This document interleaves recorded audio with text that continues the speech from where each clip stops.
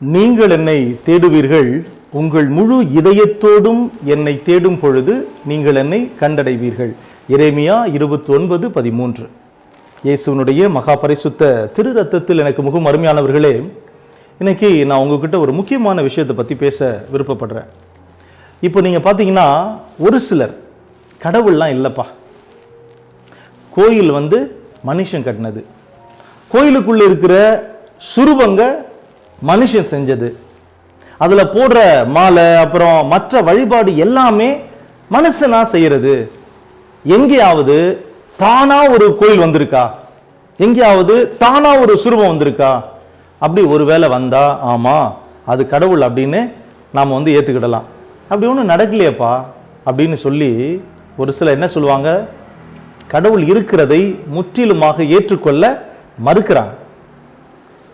ஒரு சிலர் கடவுளை நம்புறாங்க, ஆனா தங்களுடைய வாழ்க்கையில அவரை தேடுறதில்லை, தாகத்தோடு தேடுறதில்லை. கடவுளை நம்புறவங்க இருக்காங்கல்ல, அவங்களுக்குள்ள கூட கடவுள் தங்கள் அன்றாட வாழ்வைக்கு அவசியம் இல்லை அப்படின்னு நினைக்கிறாங்க. கடவுளினுடைய வழிகாட்டுதல் இல்லாம, அவருடைய அன்பு இல்லாம, அவருடைய பாதுகாப்பு இல்லாம தங்கள் வாழ்க்கையை அவங்களால வாழ முடியும் அப்படின்னு அவங்க நினைக்கிறாங்க. கடவுள் எனக்கு என்ன செய்ய முடியும், அவர் இல்லாம நான் நல்லா தான் இருக்கிறேன் அப்படின்னு சொல்றாங்க. அவங்க கடவுளை ஒதுக்கி வச்சுட்டு அவர் தங்களுடைய வாழ்க்கைக்கு ஒரு பொருட்டே இல்லை அப்படின்னு நினைச்சுக்கிறாங்க. ஆனால் எனக்கு அருமையானவர்களே, அது உண்மை அல்ல என்று நான் உங்களுக்கு சொல்ல விருப்பப்படுகிறேன். பைபிள் உண்மையானது, கடவுள் உண்மையானவர், சிலுவையில் மரித்த இயேசுவும் உண்மையானவர். கடவுளை நாம் வேண்டாம் என்று சொல்ல முடியாது, இயேசுவை தவிர்க்க முடியாது. உண்மையில் கடவுள் நமக்காக காட்டியிருக்கிற அன்பையும் தியாகத்தையும் புறக்கணிப்பது மிகவும் வேதனையானது. இயேசு ஒரு சாதாரணவர் அல்ல, ஒரு வரலாற்று கடவுள். மனித வரலாற்றில் அவரது தாக்கம் மறுக்க முடியாத உண்மை. இன்று உலகத்தினுடைய வரலாறு கூட கிறிஸ்துவுக்கு முன் கிறிஸ்துவுக்கு பின் என்றுதான் குறிப்பிடப்படுகிறது. எனவே இதுவே அவரது முக்கியத்துவத்திற்கு ஒரு பெரிய சான்று என்று நான் நினைக்கிறேன். அவர் ஒரு உண்மையான வாழ்க்கையை வாழ்ந்தார், ஒரு வல்லமையான நற்செய்தியை அவர் போதித்தார், அற்புதங்களை செய்தார், நோய்களை குணப்படுத்தினார், இறுதியில் சிலுவையில் தனது உயிரையும் கொடுத்தார். அவர் மரித்தோரிடமிருந்து உயிர்த்தெழுந்தார். இது பலரால் சாட்சியாக பதிவு செய்யப்பட்டிருக்கிறது. இயேசு ஒரு புராண கதையில் வருகிற ஒரு நபர் அல்ல, ஆனா இந்த பூமியில் நடந்த, வாழ்ந்த, இறந்த, மீண்டும் உயிர்த்தெழுந்த ஒரு உண்மையான நபர். அவரது வாழ்க்கையும் போதனைகளும் மனித வரலாற்றின் போக்கையே வடிவமைத்துள்ளன. அவரது செல்வாக்கு எனக்கு அருமையானவர்களே இன்றளவும் உணரப்படுகிறது. பாருங்க, கடவுள் வெறும் ஒரு தொலைதூர உருவம் அல்ல, அவர் நம் வாழ்வின் ஒவ்வொரு அம்சத்திலும் ஈடுபட விருப்பம் கொண்டிருக்கிற ஒரு அன்பான தகப்பன். அவர் நம்மை வழிநடத்தவும், ஆறுதல் தரவும், நமக்கு அமைதியை தரவும், எல்லா சூழ்நிலைகளிலும் நம்மோடு கூட இருக்கவும் விரும்புகிறார். நம்மோடு கூட இருக்க விரும்புகிற நம் பாசத்தின் தகப்பன் இந்த கடவுள். எனக்கு அருமையானவர்களே, இன்னைக்கு நான் உங்களோடு கூட பேச விரும்புவது இதை பத்தி தான். கடவுளினுடைய அன்பு, அவர் நம்ம மேல வச்சிருக்கிற அக்கறை, அது இருக்குல்ல, அதுவும் எனக்கு அவர் கொடுத்திருக்கிற அந்த அனுபவம், நான் அதை பத்தி தான் உங்கள்கிட்ட பேச விருப்பப்படுறேன். எனக்கு அருமையானவர்களே, ஒரு முறை தென்காசியில் உள்ள, கேள்விப்பட்டிருப்பீங்கல்ல, தென்காசியில் உள்ள புது வாழ்வு தியான இல்லத்திற்கு ஒரு இறை அனுபவத்திற்காக நான் போயிருந்தேன். ஒவ்வொரு நாளும் திருப்பலி முடிந்த பிறகு அங்க இருக்கிற அந்த அழகான திவ்ய நற்கருணை ஆலயத்தில் சென்று முழங்காலில் அப்படி இருப்பேன். முழங்காலில் இருந்து ஜெபிச்சுக்கிட்டே இருப்பேன். என்னன்னு ஜெபிப்பேன் தெரியுமா? ஆண்டவரே, தூய ஆவியாரின் கனிகளாலும் கொடைகளாலும் என்ன நிரப்புங்கப்பா, என்ன நிரப்புங்கப்பா அப்படின்னு சொல்லி நான் ஜெபம் பண்ணிக்கிட்டே இருப்பேன். மொத்தமா ஒரு 15 நாட்கள் அங்க நான் இருந்தேன். அந்த 14 நாள் வரைக்கும் எதுவுமே எனக்கு நடக்கல. எனக்கு கொஞ்சம் கஷ்டமா தான் இருந்தது. என்னடா அது, நம்ம இங்க வந்திருக்கிறோம், எதுவுமே நடக்கலையே அப்படின்னு சொல்லிட்டு. 15வது நாள், கடைசி நாள், என் வாழ்க்கையில நான் கொஞ்சம் கூட நினைச்சு பார்க்க முடியாத அளவுக்கு ஒரு மாபெரும் அற்புதம் நடந்தது. நான் நற்கருணை ஆலயத்திற்குள்ள ஜெபித்து கொண்டிருந்த போது திடீர்னு எனக்கு ஒரு காட்சி தெரிந்தது. அந்த காட்சியில ஆண்டவர் அப்படியே அழகா அப்படி சிம்மாசனத்துல அமர்ந்து கொண்டிருந்தார். அவருக்கு முன்னாடி ஒரு 3 வயதிற்கும் குறைந்த ஒரு அழகான குழந்தை அப்படியே அவரை பிடித்து கொண்டு நிற்கிறது. நான் என்ன ஜெபம் சொல்லி ஜெபிச்சனோ அதே ஜெபத்தை அந்த குழந்தையும் சொல்றத நான் கவனிச்சேன். அப்பா, என்ன உமது ஆவியின் கனிகளாலும் கொடைகளாலும் நிரப்புங்கப்பா என்று சொல்லி அந்த குழந்தையை ஜெபித்தத நான் கவனிச்சேன். ஏன்னா அது நம்ம சொல்ற ஜெபத்தை அந்த குழந்தையும் சொல்லுது அப்படின்னு பயங்கர எனக்கு அப்படி ஆச்சரியமா இருந்தது. இப்போ அந்த குழந்தை ஜெபிக்கிறத கொஞ்ச நேரம் அப்படியே ஆண்டவர் அன்பா பார்த்து கொண்டே இருந்தார். பிறகு ஆண்டவர் அப்படியே அந்த குழந்தைய நல்லா 2 கையிலையும் அப்படி எடுத்து அந்த குழந்தையினுடைய அந்த நெத்தியில அப்படியே தொடர்ந்து முத்தமிட்டு கொண்டே இருந்தார். எனக்கு அருமையானவர்களே, அவர் அப்படி அந்த குழந்தையை முத்தமிட முத்தமிட முத்தமிட எனக்குள் இருந்த தனிமை, எனக்குள் இருந்த வெறுமை, எனக்குள் இருந்த இருள், அபிஷேகம் இல்லாததை போல இருந்த உணர்வுகள், கவலை, குழப்பங்கள், சோர்வுகள் எல்லாம் என்னை விட்டு வெளியேறிற்று. அப்போது நான் கடவுளுடைய அன்பை அப்படியே என் உள்ளத்தின் ஆழத்திற்குள் உணர்ந்தேன்.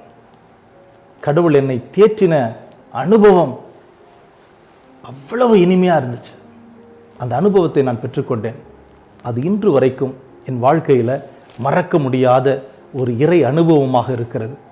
நான் வாழ்க்கையில் சோர்வடையும் நேரங்களில் எல்லாம் இந்த அனுபவத்தை நான் நினைத்து பார்க்கும்போது கடவுள் மீது எனக்கு அன்பு இன்னும் அதிகமாக வரும்.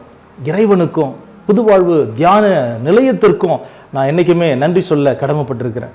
எனக்கு அருமையானவர்களே, இந்த அனுபவத்திற்கு பிறகும் ஆண்டவரே, என்னை உமது கனிகளாலும் கொடைகளாலும் நிரப்புங்கப்பா என்று சொல்லி நான் ஜெபிக்கும் ஜெபத்தை நிறுத்தவே இல்லை. தொடர்ந்து ஜெபித்து கொண்டே இருந்தேன்.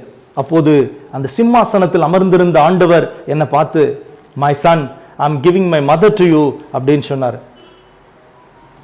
மகன், நான் என் அம்மாவை உனக்கு அம்மாவா தரேன் அப்படின்னு சொன்னார்.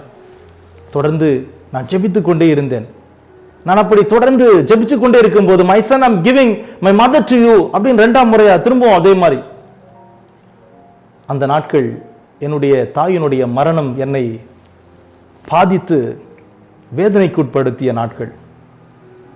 ஆண்டவர் என் தாய்க்கு பதிலாக தன் தாயை எனக்கு தந்த அற்புதமான அனுபவம் அது. என்னை விட எனக்கு என்ன தேவை என்கிறதை என் ஆண்டவர் அறிந்திருக்கிறார் என்கிறதை நான் உணர்ந்த அனுபவம் அது. இறைவன் கொடுத்த அந்த மாபெரும் கொடைக்காக இறைவனுக்கு நன்றி சொல்லிவிட்டு என்னுடைய குருத்துவ பணியை நான் தொடர்ந்தேன்.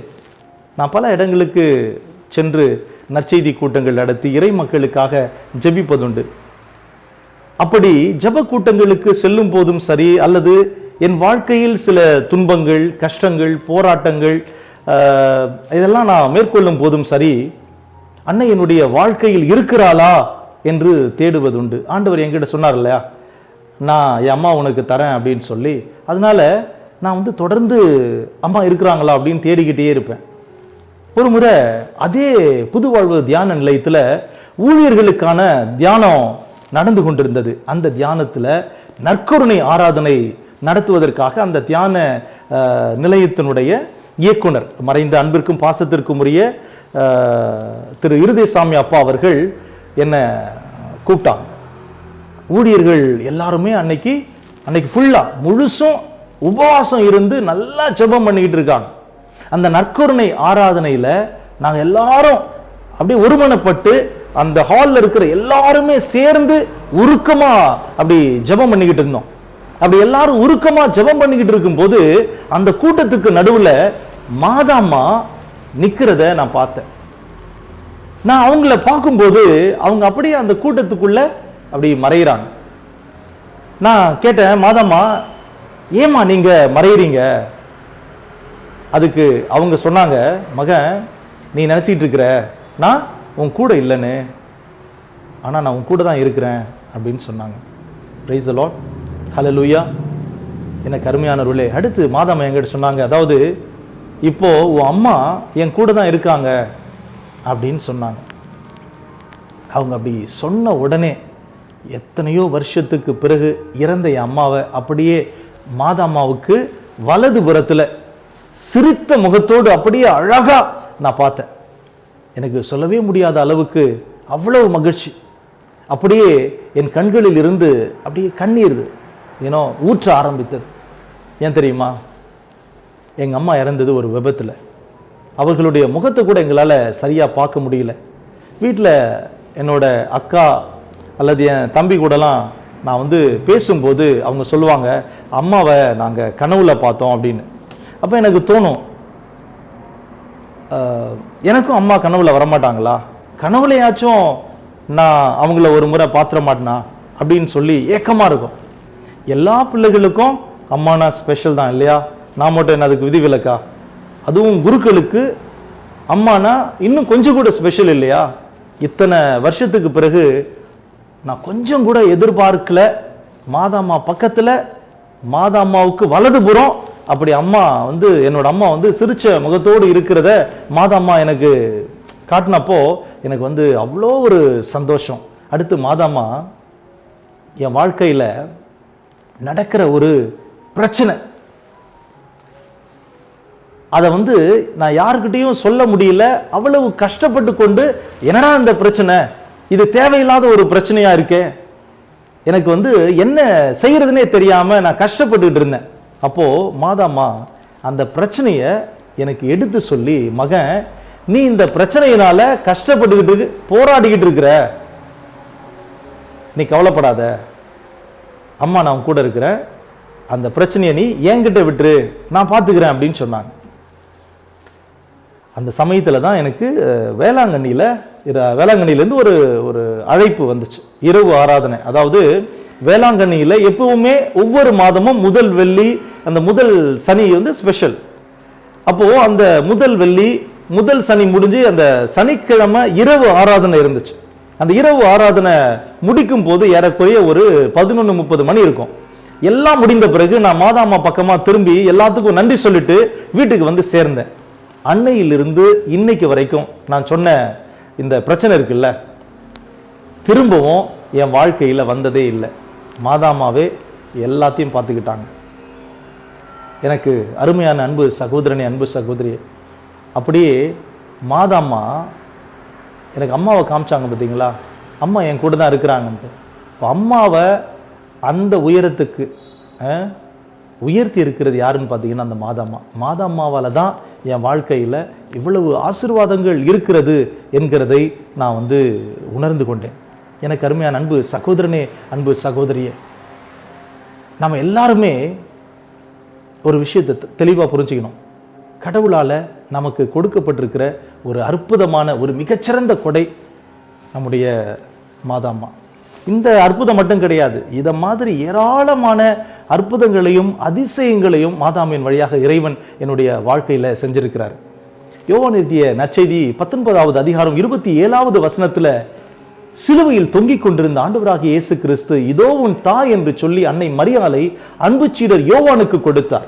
யோவானுக்கு மட்டுமல்ல, நம் ஒவ்வொருவருக்காகவும் கூட அன்னை மரியாளை இறைவன் தாயாக கொடுத்திருக்கிறார். அவள் எப்போதும் நம்மோடு கூட இருக்கிறாள். இயேசுவோடு சிலுவை அடியில் உடனிருந்த அன்னை மரியாள் நம்முடைய போராட்ட நேரங்களிலும் நம்மோடு உடனிருந்து நம்மை வழிநடத்துகிறாள், பாதுகாக்கிறாள். எனவே நம் துன்ப நேரங்களிலும் போராட்ட நேரங்களிலும் மரியாளை நாம் தேட வேண்டும், அவள் உதவியை நாட வேண்டும். என்னோடு கூட இருந்து என்னை வழிநடத்துகிற மாதாம்மா உங்களோடும் கூட இருந்து உங்களையும் வழி நடத்துவார். அவசியமானது என்னன்னா, தாகத்தோடு மாதாம்மாவை நம்ம தேடணும். ஆண்டவர் நமக்கு கொடுத்திருக்கிற அந்த தாயை நம்ம எல்லா சூழ்நிலைகளிலும் நாடணும். எனக்கு அருமையானவர்களே, நான் இந்த செய்தியின் தொடக்கத்தில் பகிர்ந்து கொண்டதைப் போல என் துன்ப நேரத்தில் நான் ஆண்டவருடைய பாதத்தில் இருந்து செபித்த போது அவர் தன்னை எனக்கு வெளிப்படுத்தி தன் அன்னையை துணையாக தந்து என்னை வழிநடத்தினது போல உங்களையும் வழிநடத்துவார். எனவே மத்தேயு 28:20 சொல்லுகிறது போல, உலகம் முடியும் வரைக்கும் என்னாலும் நம்மோடு கூட இருக்கிற ஆண்டவர் உங்களோடு உண்டு. அவர் உங்களை விட்டு விலகுவதும் இல்லை, கைவிடுவதும் இல்லை. எரேமியா 29:13 நீங்கள் என்னை தேடுவீர்கள், உங்கள் முழு இதயத்தோடும் என்னை தேடும் பொழுது நீங்கள் என்னை கண்டடைவீர்கள் என்று ஆண்டவர் சொல்லியிருக்கிறார். எனவே முழு இதயத்தோடும் நாம் நம் ஆண்டவரை தேடுவோம். அவரை நாம் தேடும் பொழுது அவரும் நம்மை தேடி வந்து தம்முடைய இறை அனுபவத்தை நமக்கு தந்து தம்முடைய ஆசீரால் நம்மை நிரப்புவார். யாரெல்லாம் இன்னைக்கு அப்படி ஆண்டவர் எனக்கு வேணும், ஆண்டவருடைய அனுபவம் எனக்கு வேணும் அப்படின்னு சொல்லி தாகமா இருக்கிறீங்களோ, நீங்க வசனத்தின் அடிப்படையில பார்க்கும்போது தாகத்தோடு தேட சொல்லி ஆண்டவர் சொல்றார். தாகத்தோடு ஆண்டவரை தேடுங்க. ஒவ்வொரு நாளும் விடாம தொடர்ந்து தேடிக்கொண்டே இருப்போம். ஆண்டவரே, எனக்கு உம்முடைய அனுபவத்தை தாங்க சாமி, என்னையும் நிரப்புங்க சாமி, உம்முடைய அபிஷேகத்தினால நிரப்புங்க சாமி, உம்முடைய கனிகளாலும் கொடைகளாலும் என்னை நிரப்புங்க அப்படின்னு சொல்லி நம்ம ஒவ்வொரு நாளும் தாகத்தோடு தொடர்ந்து அப்படி ஜெபிக்கும் போது நிச்சயமா ஆண்டவர் நம்முடைய ஜெபங்களுக்கு செவிசாய்த்து தன்னை அவர் நமக்கு வெளிப்படுத்தி நம்மை நிச்சயமாக உயர்த்தி தன்னுடைய சமாதானத்தினால் நிரப்புவார்.